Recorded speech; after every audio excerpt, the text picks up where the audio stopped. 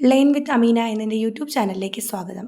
ഞാനിന്ന് SSLC മക്കൾക്ക് ചോദിക്കാൻ പറ്റിയ ഏറ്റവും കൂടുതൽ സോഷ്യൽ സയൻസിൽ ഏറ്റവും കൂടുതൽ വരാൻ സാധ്യതയുള്ളൊരു ചോദ്യമാണ് ഇന്ത്യയുടെ വിദേശ നയം, പഞ്ചശീല തത്വങ്ങൾ. ഈ രണ്ട് കാര്യങ്ങളെ പറ്റിയിട്ട് ഒരു 3 മാർക്കിനോ 4 മാർക്കിനോ ചോദിക്കാൻ പറ്റിയ ഏറ്റവും പ്രധാനപ്പെട്ട ഒരു ചോദ്യമാണിത്.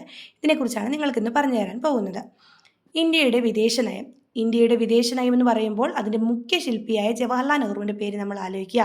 അപ്പോൾ ഇന്ത്യൻ വിദേശ നയത്തിൻ്റെ മുഖ്യ ശില്പി ആരാണ്? ജവഹർലാൽ നെഹ്റു. ആരാണ്? ജവഹർലാൽ നെഹ്റു.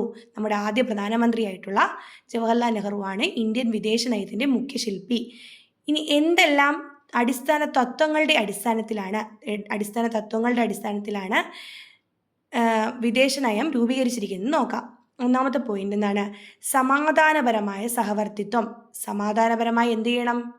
രാജ്യങ്ങൾ സഹവർത്തിത്വം ചെയ്യണം. രണ്ടാമത്തത് കൊളോണിയലിസത്തിനും വർണ്ണവിവേചനത്തിനും എതിരായി നിലകൊള്ളണം. കൊളോണിയലിസത്തിനും വർണ്ണവിവേചനത്തിനും എതിരായി നിലകൊള്ളണം. ദേശീയ സുരക്ഷയും പരമാധികാരവും സംരക്ഷിക്കണം. ചേരാ നയം സ്വീകരിക്കണം.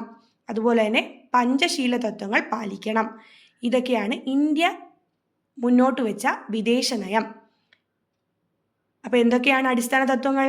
സമാധാനപരമായ സഹവർത്തിത്വം, കൊളോണിയലിസത്തിനും വർണ്ണവിവേചനത്തിനും എതിരായി നിലകൊള്ളുക, ദേശീയ സുരക്ഷയും പരമാധികാരവും സംരക്ഷിക്കുക, ചേരാ നയം, പഞ്ചശീല തത്വങ്ങൾ എന്നിവ നടപ്പിലാക്കുക.